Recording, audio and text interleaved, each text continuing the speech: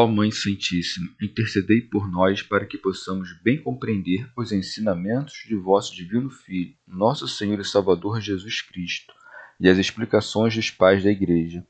Ó Virgem Imaculada, ofereço-vos este trabalho e peço que abençoais aqueles que o ouvirem, e que seja para a maior honra e glória de Deus. Amém. Senhor onipotente, purificai o meu coração e os meus lábios. Vós, que purificastes os lábios do profeta Isaías com carvão em brasa, e dignai-vos, por tal modo, purificar-me com a vossa misericórdia, para que possa dignamente anunciar o vosso santo Evangelho.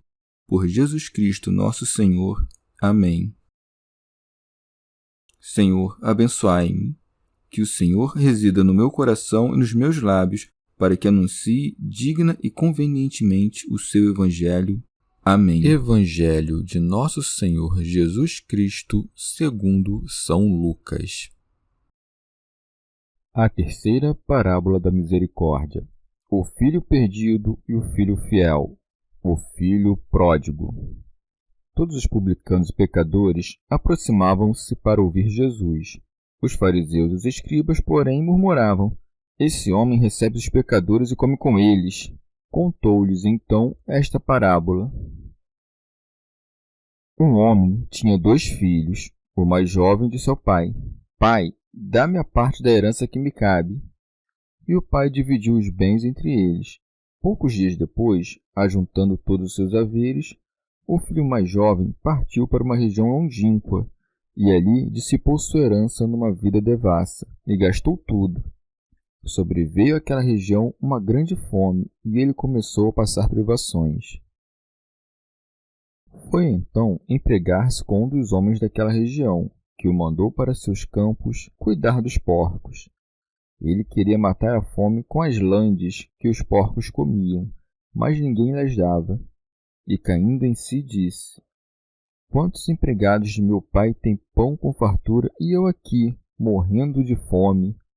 Levantar-me-ei, irei ter com meu pai e lhe direi: Pai, pequei contra o céu e contra ti. Já não sou digno de ser chamado teu filho. Trata-me como um dos teus empregados. Partiu então e foi ao encontro de seu pai. Ele estava ainda ao longe. Quando seu pai viu, encheu-se de compaixão, correu e lançou-se-lhe ao pescoço, cobrindo-o de beijos. O filho então disse-lhe: Pai, pequei contra o céu e contra ti. Já não sou digno de ser chamado teu filho. Mas o pai disse aos seus servos: Ide depressa, trazei-o a melhor túnica e vestiu-o com ela. Ponde-lhe um anel no dedo e sandálias nos pés. Trazei o novilho cevado e matai-o. Comamos e festejemos, pois este meu filho estava morto e tornou a viver, estava perdido e foi reencontrado. E começaram a festejar.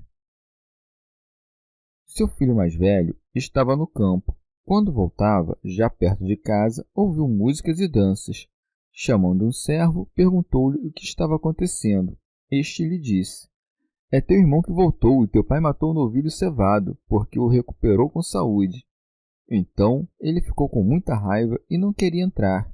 Seu pai saiu para suplicar-lhe. Ele, porém, respondeu a seu pai: Há tantos anos que te sirvo, e jamais transgredi um só dos teus mandamentos, e nunca me deste um cabrito para festejar com meus amigos. Contudo, veio esse teu filho, que devorou teus bens com prostitutas, e para ele matas o novilho cevado. Mas o pai lhe disse: Filho, tu estás sempre comigo, e tudo que é meu é teu. Mas era preciso que festejássemos e nos agradássemos, pois esse teu irmão estava morto e tornou a viver. Ele estava perdido e foi reencontrado. Comentários dos Pais da Igreja. Santo Ambrósio. Do quanto foi dito até aqui, aprendemos que não nos devem preocupar as coisas do século, e nem se deve preferir ao imortal o perecível. Todavia, porque a fragilidade humana não vinga firmar os pés nem por um instante numa terra tão escorregadia, o bom médico nos deixou um remédio contra o erro, e como juiz misericordioso que é, não nos nega a esperança do perdão. todos os publicanos e pecadores aproximavam-se para ouvir Jesus. Comentário de São Tomás de Aquino em forma de glosa. Isto é, de um lado, aqueles que tinham por ofício cobrar os tributos públicos ou arrendá-los, de outro, os que buscavam enriquecer por meio do comércio. Teofilacto Diócrida. E a isto consentia porque foi para este mesmo fim que encarnou e acolheu os pecadores como médico acolhe os enfermos. Mas os fariseus, verdadeiramente criminosos, retorquiam-lhe a bondade com murmurações. Os fariseus e os escribas, porém, murmuravam: esse homem recebe os pecadores e come com eles. São Gregório Magno. A verdadeira justiça não lhe falta compaixão, nem a falsa, desdém, mesmo quando os justos se indignam com razão contra os pecadores. Uma coisa, porém, é o que se faz com aparência de soberba, outra por zelo da disciplina. Porque os justos, sem embargo de exteriormente parecerem exagerar nas repreensões, movidos por amor à disciplina, com efeito, dentro de si, conservam a doçura e a caridade, e, em geral, preferem em seu íntimo, acima de si mesmos, aqueles que são alvo de suas correções. Obrando dessa maneira, mantém-se na humildade e os seus súditos na disciplina. Não são assim os que, movidos por um falso senso de justiça, acostumaram-se à própria soberba. Estes a todos desprezam e não se condoem dos enfermos e, porque se creem sem pecados, tornam-se por isso mesmo mais pecadores. Entre estes últimos contavam-se os fariseus, que, ao censurarem Nosso Senhor por frequentar os pecadores, repreendiam com corações secos a fonte mesma da caridade. Como, porém, estivessem tão enfermos a ponto de desconhecer a própria doença, ministrava-lhes o médico celestial, até que dessem tento do próprio estado, suaves medicamentos. Santo Ambrósio. São Lucas expôs sucessivamente 3 parábolas: a da ovelha perdida, encontrada, a da dracma que se havia perdido e também foi encontrada, e finalmente a do filho que morrera e ressuscitou, para que, socorridos desses 3 remédios, ponhamo-nos a tratar as feridas que vão em nossas almas. Cristo, como bom pastor que é, carrega-te nos ombros. A Igreja, tal qual uma mãe em busca do filho, sai-te ao encontro. Deus te acolhe como um pai carinhoso. E nisto estão representadas, em primeiro lugar, a misericórdia, em seguida, a intercessão, por fim, a reconciliação. São João Crisóstomo. Também se estabelece, nas 3 parábolas sobreditas, certa distinção entre o caráter ou disposição interna dos diferentes pecadores penitentes. Num dos casos, o pai acolhe o filho arrependido depois de tê-lo deixado livre para que viesse a conhecer de fato os bens que havia deixado para trás. Noutro, o pastor busca a ovelha perdida que não sabe como regressar, carregando-a nos ombros. Nesta última, compara-se o animal racional ao homem imprudente que, levado por outro, perde-se como uma ovelha desgarrada do rebanho. A parábola seguinte, iniciada por: um homem tinha 2 filhos. Há quem diga que o filho mais velho simboliza os anjos e o mais novo, o homem, que partiu para terras longínquas, quando do céu e do paraíso precipitou-se à terra. E a continuação da parábola interpretam em termos de queda de Adão e do estado em que ele se encontrava após ter pecado. Essa interpretação me parece piedosa, não sei, porém, se verdadeira. Com efeito, o mais jovem dos filhos vem à penitência espontaneamente, levado pela recordação da abundância passada que conhecera na casa do próprio pai. Mas Nosso Senhor, quando veio ao mundo, chamou o gênero humano à penitência, sabendo que o homem sequer cogitava, por sua própria vontade, retornar ao lugar de onde caíra. Ademais, o filho mais velho se entristece com o retorno e salvação de seu irmão, ao passo que Nosso Senhor disse que haverá alegria entre os anjos toda vez que um pecador se converter.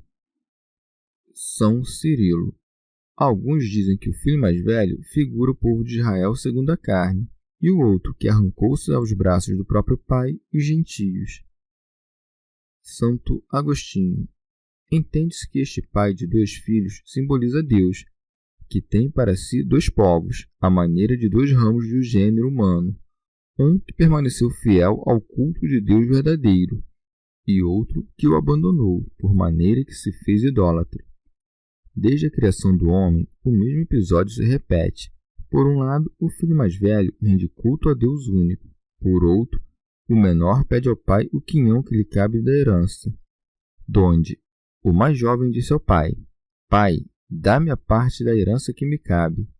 Semelhante a uma alma que se compraz no próprio poder, o filho mais novo deseja tomar para si as rédeas da sua vida, do entendimento, da memória, a se distinguir por seu gênio pessoal. E como são estes dons divinos que recebera para que deles dispusesse à vontade, segue-se.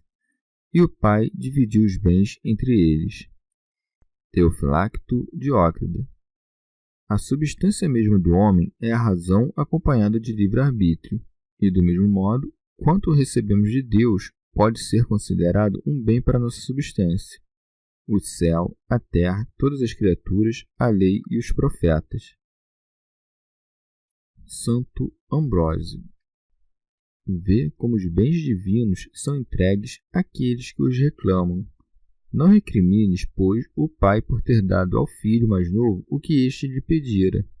No reino de Deus, nenhuma fase da vida humana é a vida por incapaz, e a fé não se enfraquece com o passar dos anos. Ademais, esse jovem cuidava-se apto a administrar o espólio que lhe coubera, antes não tivesse se apartado de seu pai, para que não viesse a conhecer a impotência própria da idade. E segue. Poucos dias depois, ajuntando todos os seus haveres, o filho mais jovem partiu para uma região longínqua. São João Crisóstomo. O filho mais novo partiu para uma terra distante. Não se afastou, porém, espacialmente de Deus, à força da sua onipresença, mas antes pelo estado de espírito. Só assim logra o pecador fugir de Deus e se manter apartado dele. Santo Agostinho. Quem deseja, portanto, tornar-se semelhante a Deus, confiando-lhe as próprias decisões, que não se aparte dele, mas vá ao seu encontro, preservando assim a imagem e a semelhança em que foi criado. Há quem, porém, busca assemelhar-se a Deus de maneira viciosa, isto é, desejando independência e vivendo sem reconhecer nenhuma autoridade, o que lhe resta senão tornar-se frio com o afastamento do calor divino e extraviar-se a conta de ter abandonado a verdade. O relato do que sucedeu dali a poucos dias, quando o filho mais novo juntou seus haveres e foi-se embora para uma terra distante, dá a conhecer o modo pelo qual o homem se afasta de Deus pelo esquecimento. Decorrido o breve tempo da criação do gênero humano, desejou a alma, alicerçada no mesmo livre-arbítrio, tornar-se senhora de sua natureza e afastar-se do Criador, numa exaltação desmedida das próprias forças, as quais perdia tanto mais rápido, quanto mais se afastava da sua fonte que era Deus. Por isso é dito, e ali dissipou sua herança numa vida devassa. Chama Nosso Senhor dissoluto ou pródigo o homem que vive a derramar ou espalhar os desejos que traz na alma sobre as pompas exteriores, levando assim uma vida esvaziada e numa busca perpétua de novidades, esquecendo-se daquele que habita no interior do homem. Sobreveio àquela região uma grande fome. A fome aqui não significa senão a privação da palavra de Deus, e prossegue. E ele começou a passar privações. Santo Ambrósio. A fome resulta do afastar-se dos tesouros da sabedoria e ciência divinas, e da fonte inesgotável das riquezas celestes. Prossegue. Foi então empregar-se com um dos homens daquela região. Santo Agostinho. O habitante daquela região a que se refere a parábola simboliza alguma potestade que povoa os ares, alistada na malícia do demônio. Os campos que lhe pertencem representam a forma pela qual ele exerce o próprio poder. Por isso está escrito, que o mandou para os seus campos cuidar dos porcos. Os porcos figuram os espíritos impuros que lhes estão sujeitos. São Beda. Apacentar os porcos é fazer o quanto deleita os espíritos imundos. Prossegue a parábola. Ele queria matar a fome com as landes que os porcos comiam. Santo Ambrósio. A lande é uma espécie de legume, vazia por dentro e tenra por fora, que não serve de alimento, porquanto sacia, mas não nutre. Tem mais peso do que utilidade. Santo Agostinho. As landes que eram servidas aos porcos representam as doutrinas mundanas, estéreis, tão vãs quanto clamorosas. Elas ecoam para deleite dos demônios, no louvor dos ídolos e nas fábulas com que os pagãos honravam seus deuses, nos discursos que proferiam e nos hinos que entoavam. Como, porém, o filho pródigo buscava em verdade saciar-se de coisas sólidas e estáveis que lograssem-lhe assegurar a felicidade, não podia aí encontrá-las. São Cirilo. Os judeus são acusados nas Sagradas Escrituras de tantos crimes que não faria sentido atribuir-lhes as palavras do primogênito. Há tantos anos que te sirvo e jamais transgredi um só dos teus mandamentos. Eis o sentido da parábola. Como os escribas e fariseus exprobassem Nosso Senhor ao verem-no acolher os pecadores, propôs-lhes esta parábola, na qual compara Deus a um homem, pai de 2 filhos, ou seja, dos justos e dos pecadores. O mais velho representa os justos, que vivem segundo a justiça desde o princípio, e o mais novo, os que, penitentes, tornaram a ela. São Basílio. O que confere ao primogênito maior constância no bem é menos a idade e os cabelos brancos do que a maturidade e gravidade de caráter. O que é que se condena não é o ser jovem em idade, mas na conduta, o ser levado pelas paixões. Tito Bostrense. Partiu o mais novo, que ainda não era adulto no juízo, tendo pedido ao pai o seu quinhão, para doravante não ter mais de lhe servir. Afinal, somos seres racionais e dotados de livre-arbítrio. São João Crisóstomo. Dizem, pois, as Escrituras Sagradas que o pai dividiu igualmente entre os irmãos os haveres que cabiam a cada um deles, isto é, a ciência do bem e do mal, verdadeiro tesouro sem fim, contando que bem empregado. Com efeito, todos os homens, ao nascerem, recebem das mãos de Deus a herança da razão, distribuída de modo equitativo. Todavia, com o transcurso da vida, vê-se que alguns a possuem em quantidade maior, outros em menor. Isso porque alguns, crendo que esse bem pertence antes a seu pai do que a si próprios, preservam-na como propriedade paterna. Outros, porém, acreditando que são proprietários de fato, dissipam-na licenciosamente. Dá-se a conhecer aqui o que é o livre-arbítrio, uma vez que o pai não retém o filho que deseja partir, nem lhe tolhe a liberdade. Tampouco obriga a partir o filho que deseja permanecer, para que não o responsabilizem pelos males que porventura lhe venham a suceder. O filho mais novo distanciou-se não de longura espacial, mas com o extravio de sua mente mesmo. Daí, partiu para uma região longínqua. Santo Ambrósio. Que pode haver de mais distante do que o homem separado de si mesmo, não espacialmente, mas pela diferença de hábitos? Aquele, com efeito, que se separa de Jesus Cristo é desterrado da própria pátria e torna-se cidadão do mundo. Com razão se diz, pois, que dissipa seus bens quem se afasta da Igreja. Tito Bostrense.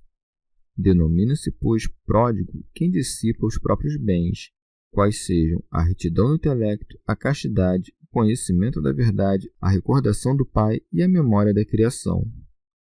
Santo Ambrósio. E eis que uma fome assolou aquela terra distante. Não era, porém, fome de comida, senão de boas obras e de virtudes, a mais deplorável das privações. Acha-se na fome quem se apartou da palavra de Deus, porquanto não só de pão vive o homem, mas de toda a palavra que sai da boca de Deus. Quem, portanto, afasta-se de seus tesouros, cai na indigência e na fome, porque nada dá conta de satisfazer a alma pródiga.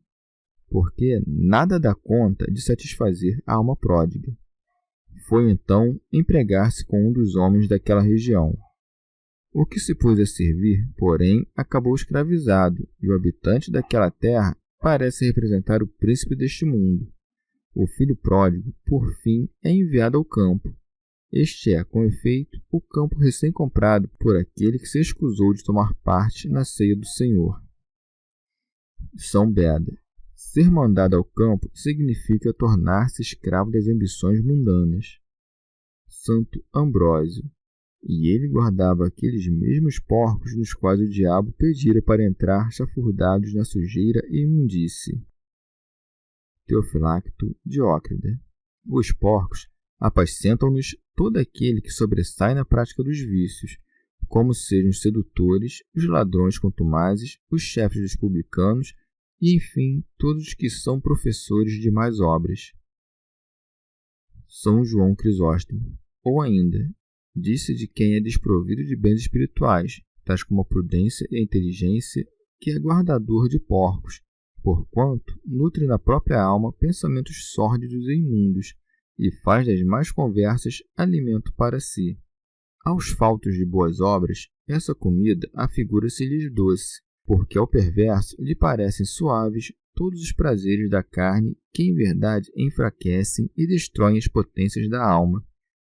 A Escritura chama landes a esses alimentos de uma doçura infausta, próprio dos porcos, a saber, a complacência e o deleite carnal.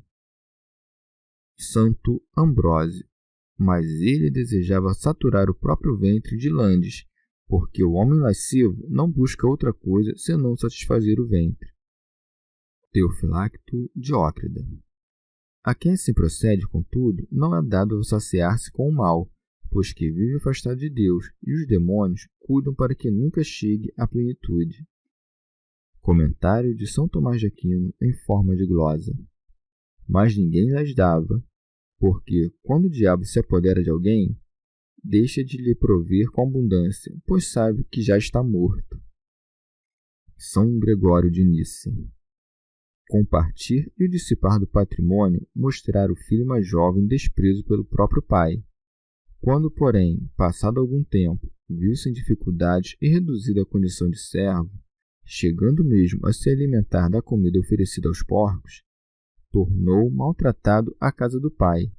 Por essa razão está escrito. E caindo em si, disse: Quantos empregados de meu pai têm pão com fartura, e eu aqui morrendo de fome. Santo Ambrósio. Muito oportunamente se diz, caindo em si, ele que tanto se havia afastado. Quem retorna a Deus, retorna a si mesmo, e quem se separa de Jesus Cristo, separa-se de si próprio. Santo Agostinho. Caiu em si no momento em que abandonou as coisas exteriores, agradáveis e sedutoras, voltando a atenção para o interior da própria consciência. São Gregório Nazianzeno. Podem-se distinguir 3 modos de obediência segundo as diferentes razões que a fundamentam. Ou alguém renuncia ao mal pelo temor da punição, ou como um mercenário pelo desejo de recompensa, ou ainda, por fim, a modo de bom filho, isto é, levado simplesmente pelo amor ao bem e àquele que instituiu a lei. Santo Ambrósio. O filho que carrega no coração o dom do Espírito Santo nada ambiciona do mundo, senão que conserva seus direitos de herdeiro.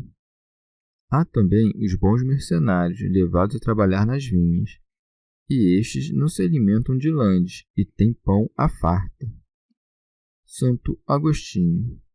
Mas como poderia sabê-lo quem, como todos os idólatras, esquecera-se totalmente de Deus? O pensamento de retornar não lhe ocorre senão após a pregação do Evangelho. Percebe então que, entre os muitos pregadores da verdade, alguns há que a pregam não por amor da verdade mesmo, mas pelo desejo dos bens do século. Estes, contudo, ao contrário dos hereges, não predicam falsidades. Por isso são, com propriedade, chamados mercenários. Vivem na mesma casa e partilham do mesmo pão da palavra. Não são, porém, chamados a tomar posse da herança eterna, mas trabalham tendo em vista as recompensas temporais. São João Crisóstomo. Depois de sofrer numa terra estranha o justo castigo de suas faltas, dobrado pelo peso dos trabalhos por que passou, isto é, a fome e a indigência, entende o filho pródigo que acabou por se prejudicar a si mesmo, percebendo que havia sido levado por uma vontade viciosa a trocar a companhia do pai pela de estranhos, sua casa pelo desterro, as riquezas pela miséria, a abundância pela fome, diz: e eu aqui, morrendo de fome. Como quem dissesse: não sou um estranho, mas filho de um bom pai e irmão de um homem obediente. Eu, que outrora fui livre e abastado, acho-me agora mais miserável do que os mercenários, tendo caído da mais alta nobreza à mais baixa humilhação. São Gregório de Nissa. Não retornou à felicidade anterior até que, entrando em si, conheceu perfeitamente a própria desgraça e meditou nas palavras de arrependimento que se seguem. Levantar-me-ei. Santo Agostinho. E diz: levantar-me-ei, porque estava caído, e irei, porque tinha caído longe, e ter com meu pai, porque servia ao dono dos porcos. As demais palavras são próprias de quem medita no arrependimento e na confissão dos pecados, mas ainda não se dispôs à ação. De fato, ele não fala aqui ao pai, mas promete fazê-lo quando retornar. Entenda-se, então, este retornar ao pai como instalar-se na igreja por meio da fé. Nela poderá o filho mais novo confessar legítima e proveitosamente os próprios pecados. Ele toma, portanto, a resolução de ir ter com seu pai. Santo Ambrósio. Nota como Deus é misericordioso. Depois de ter sido ofendido, não volta as costas ao filho que, arrependido, diz: Pai, pequei. Eis a primeira confissão que se deve fazer ao feitor da natureza, Pai misericordioso e árbitro de nossas culpas. E Deus, embora de tudo saiba, espera a nossa confissão, porquanto a confissão vocal é de amparo à salvação da alma. Como se acusa a si mesmo, alivia o peso do erro que carrega.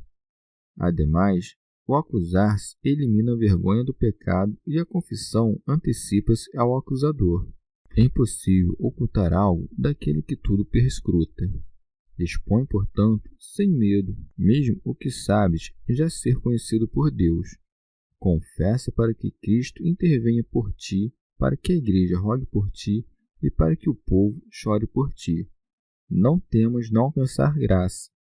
Teu advogado te oferece perdão. Teu pai te oferece a graça, e o teu Salvador te oferece a reconciliação ao amor paterno.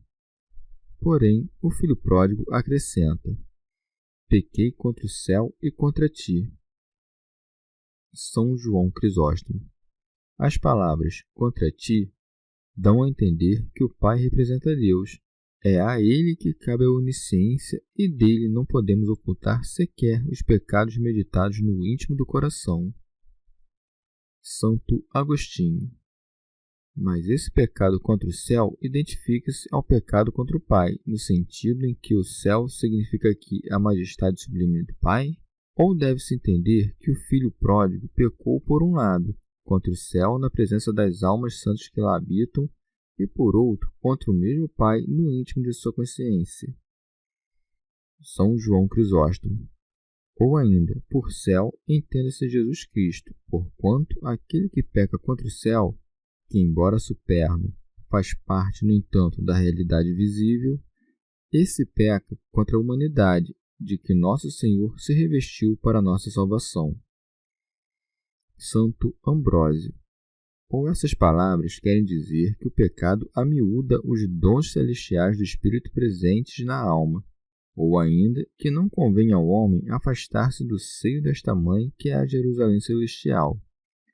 Ora, quem está prostrado por terra não deve exaltar-se a si mesmo, razão por que acresce: já não sou digno de ser chamado teu filho. E como desejasse ser exaltado pelos méritos da humildade que demonstrara, prossegue: trata-me como um dos teus empregados. São Beda. Com efeito, cioso dos bens paternos, que sabe os seus, o filho pródigo não ousa exigir os benefícios a que teria direito. Ao contrário, oferece-se para trabalhar como jornaleiro em troca de salário, consciente de que mesmo essa humilde posição só alcançaria graças à bondade de seu pai. São Gregório de Nissa. O Espírito Santo nos deu a conhecer essa parábola do filho pródigo para que saibamos chorar os extravios de nosso coração. São João Crisóstomo. Como resolvesse tornar ao pai fonte de todos os seus bens, não se demorou senão que se pôs a percorrer o caminho de volta. Segue-se, pois. Partiu então e foi ao encontro de seu pai. É assim que devemos proceder, e que não nos assuste a extensão da estrada, uma vez que, abandonado o pecado que nos atraiu para fora da casa paterna, o regresso será fácil e rápido. Ele estava ainda ao longe quando seu pai o viu. De fato, o Pai é misericordioso com os que tornam a ele. Santo Agostinho.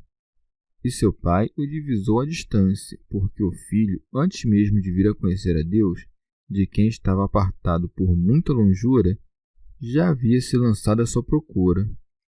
É razão dizer que Deus não enxerga os ímpios e soberbos, como se os não tivera ante os olhos. Costuma-se dizer que só se tem sob os olhos aqueles a quem se ama. São João Crisóstomo. O pai, percebendo o arrependimento do filho, não esperou a confissão, mas, prevendo a súplica que lhe seria dirigida, agiu antecipadamente, entrado de misericórdia. Encheu-se de compaixão. São Gregório de Nissa. A mera resolução de se confessar bastou para aplacar o pai, que então lhe saiu ao encontro a beijar-lhe o pescoço. Correu e lançou-se-lhe ao pescoço, cobrindo-o de beijos. Essa cena simboliza o jugo da razão, posto na boca dos homens pela tradição evangélica, que fez caducar a antiga lei.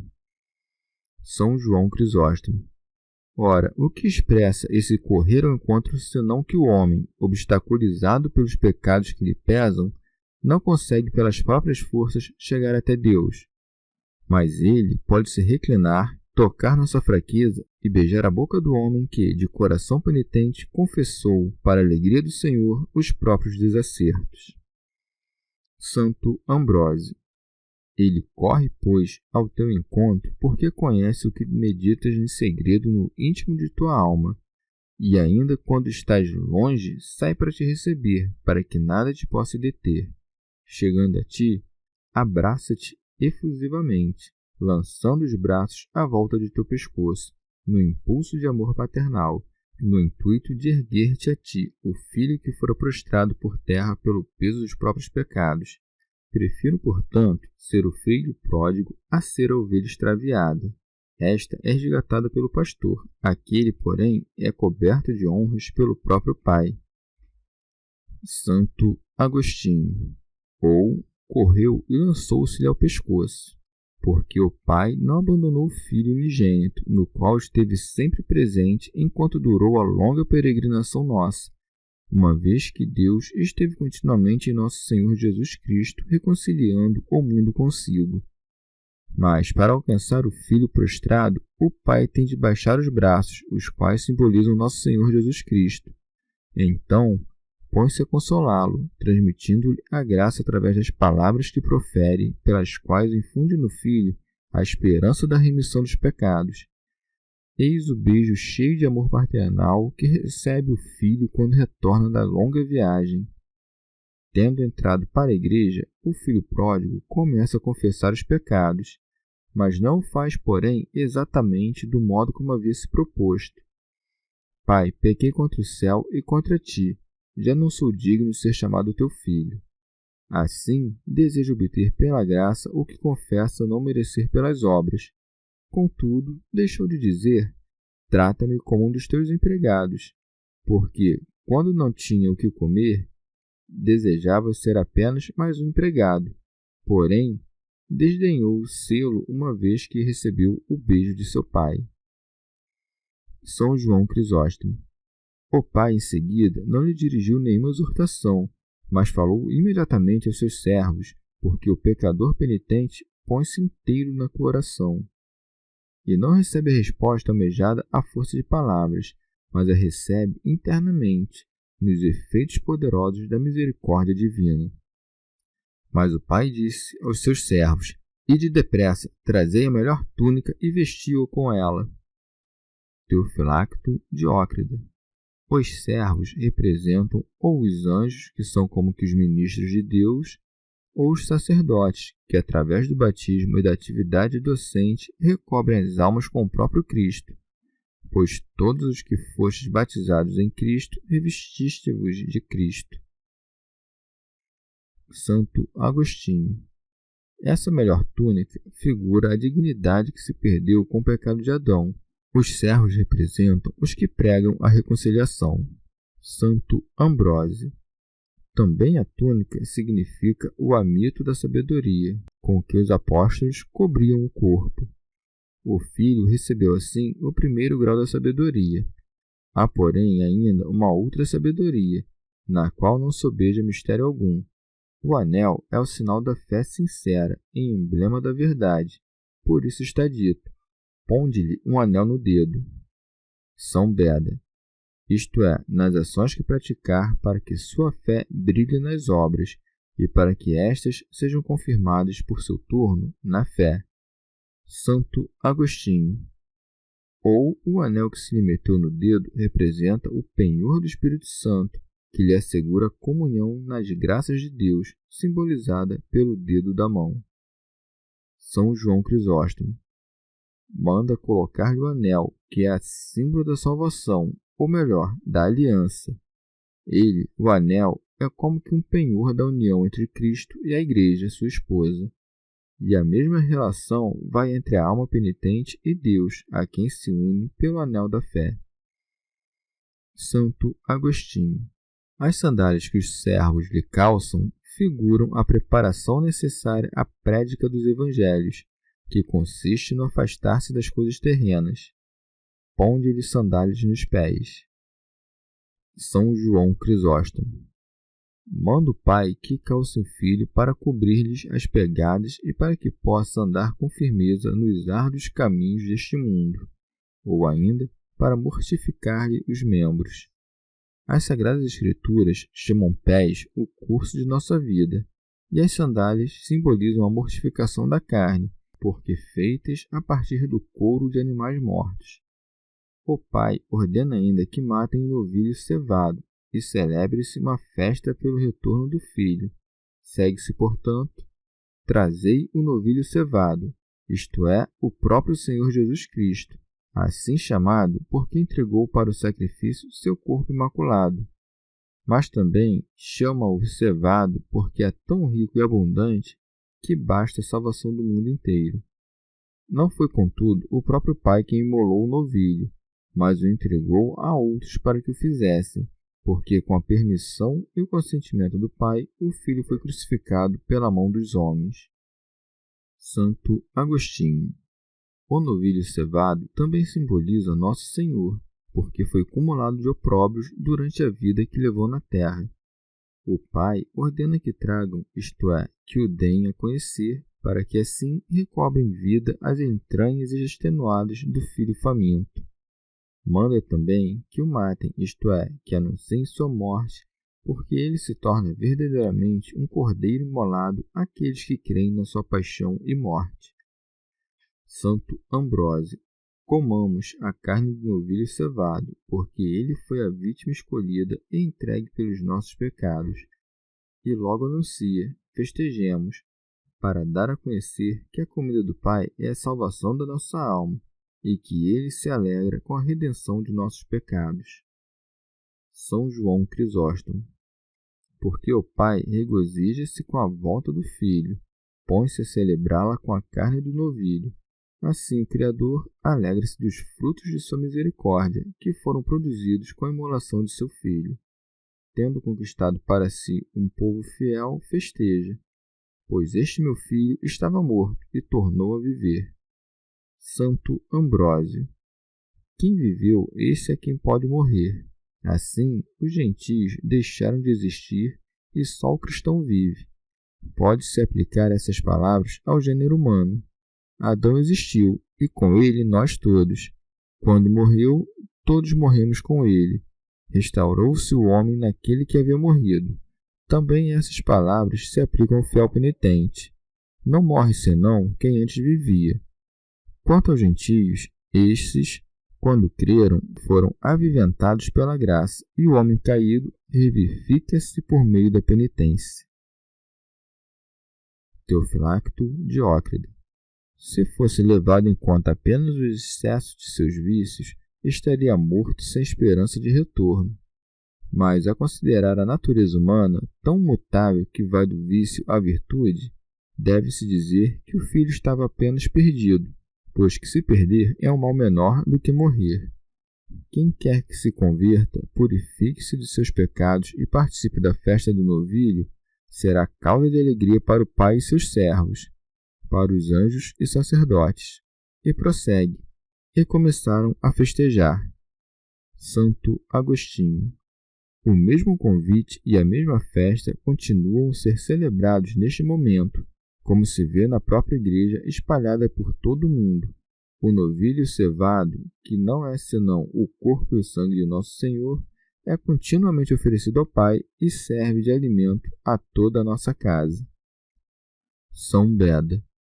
Quando os escribas e fariseus murmuravam contra Nosso Senhor por ele ter acolhido os pecadores, propôs-lhes 3 parábolas em certa ordem.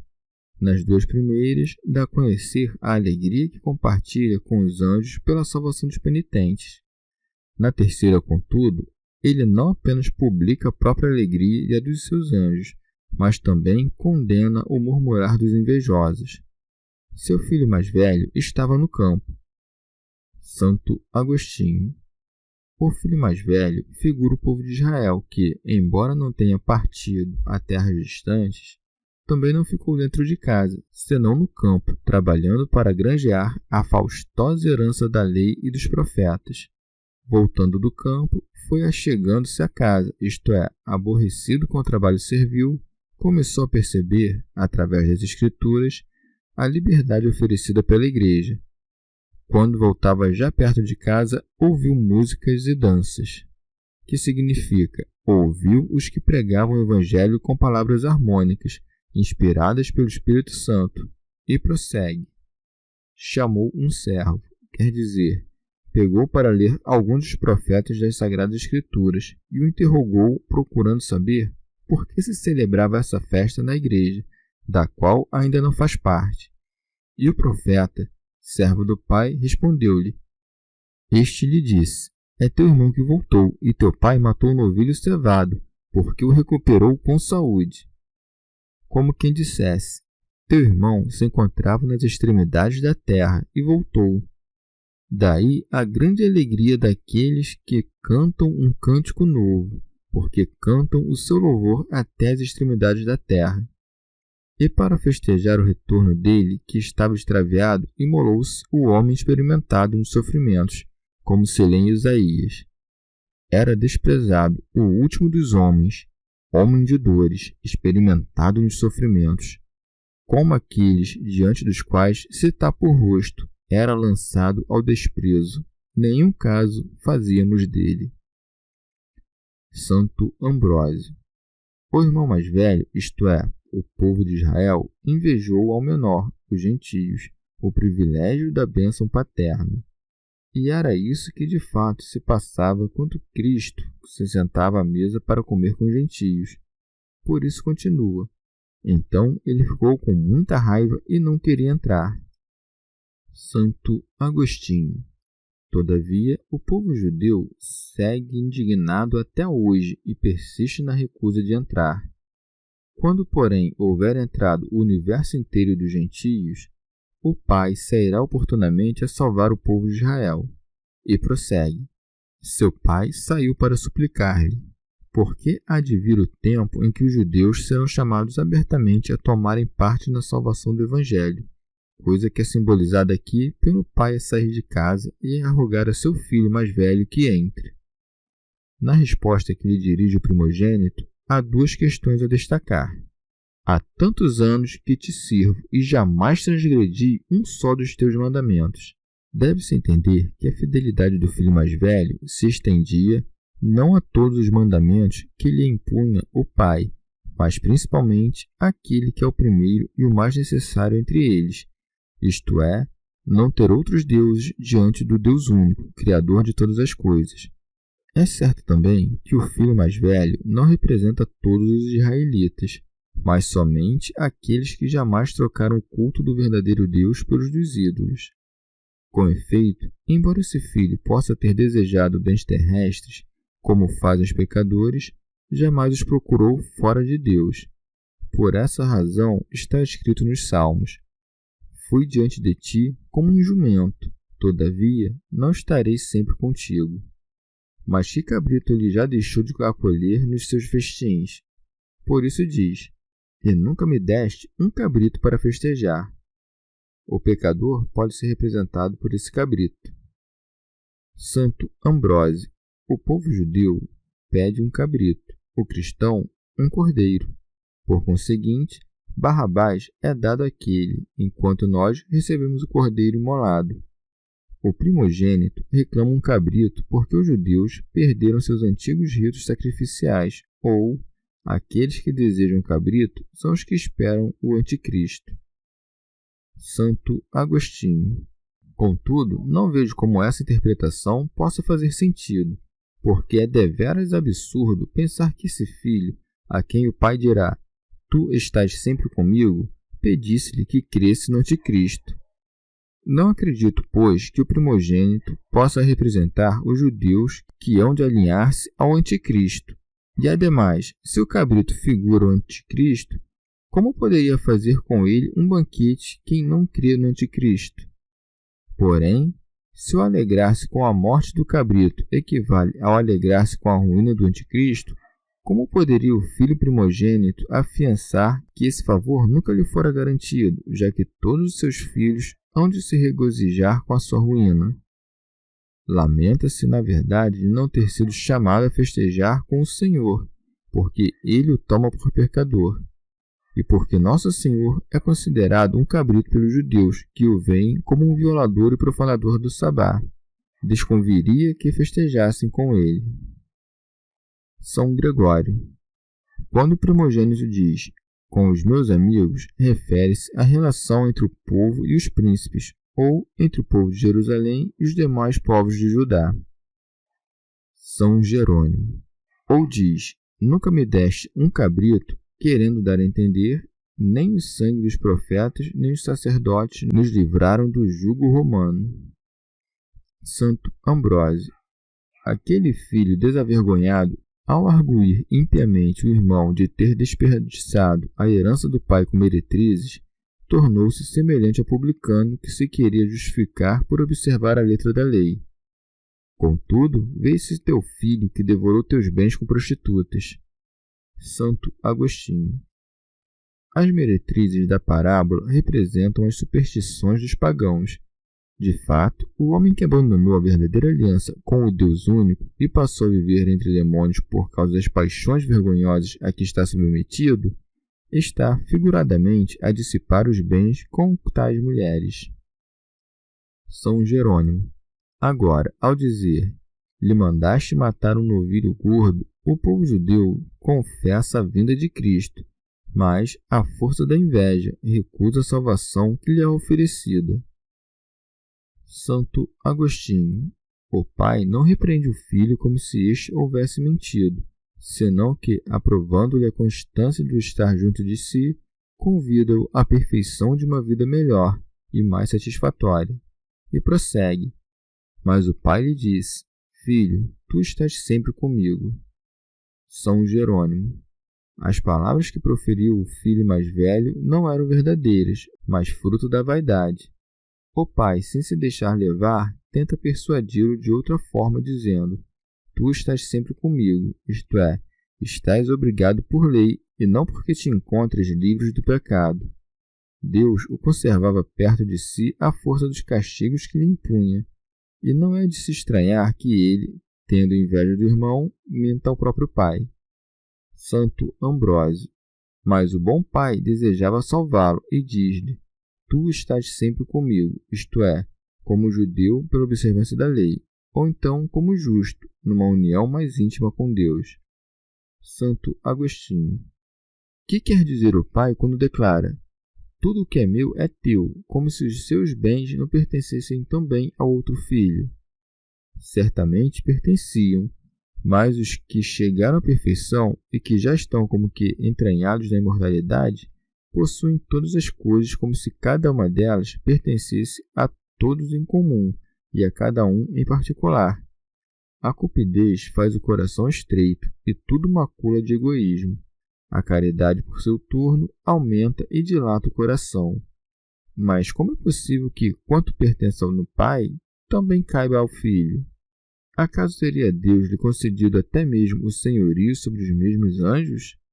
Se entendermos por posse a propriedade e o domínio, então a resposta é não, porquanto nunca haveremos de nos tornar senhores dos anjos, embora haveremos de gozar de uma mesma felicidade.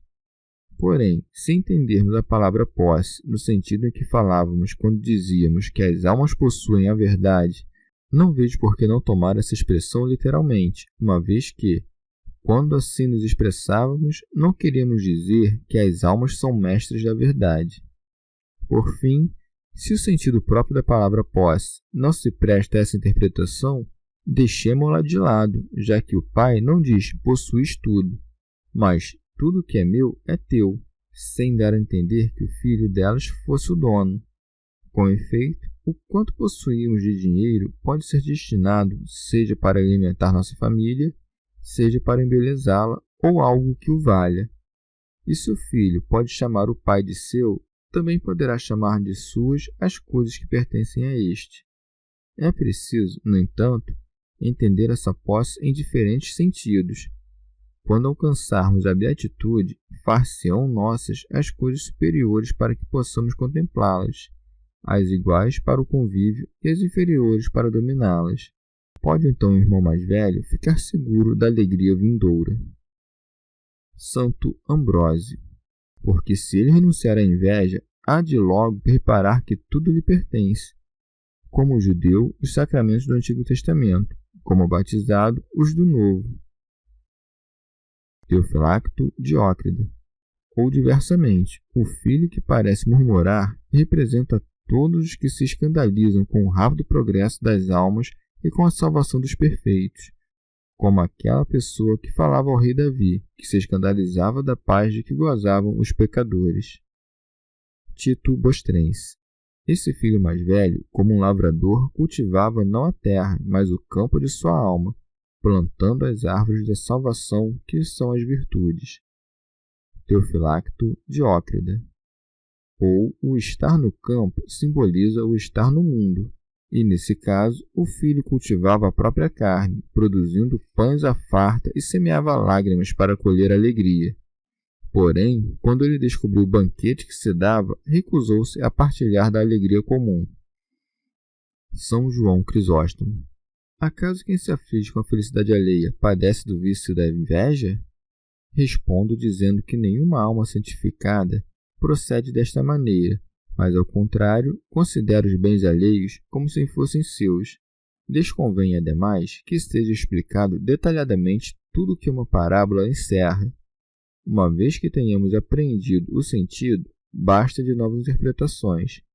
Ora, o fim dessa parábola é incentivar os pecadores que retornem confiantes a Deus, na esperança dos grandes bens que lhes são prometidos. E é por isso que nela estão representados os que, cegos para esses bens, consomem-se de inveja. Os pecadores penitentes que retornam são de tal modo honrados por Deus que se tornam vítima da inveja alheia. Teofilacto Diócrida. Ou por essa parábola, Nosso Senhor retifica o proceder dos fariseus, a quem, por hipótese, chama de justos, como quem diz: suposto que sois verdadeiramente justos, não tendo vós transgredido nenhum dos mandamentos, devemos por isso rejeitar aqueles que abandonaram o pecado? São Jerônimo. Em outro sentido, toda a justiça humana, quando comparada com a divina, não é senão injustiça. Por essa razão, São Paulo escreve neste teor: quem me livrará deste corpo de morte? E os apóstolos indignaram-se com o pedido da mãe dos filhos de Zebedeu. São Cirilo. E todas essas coisas não são, a rigor, estranhas, porque temos conhecimento de algumas pessoas que levam vida excelente e perfeita, enquanto outras se convertem a Deus apenas na velhice, ou apagam suas culpas, graças à misericórdia divina, no último dia de suas vidas.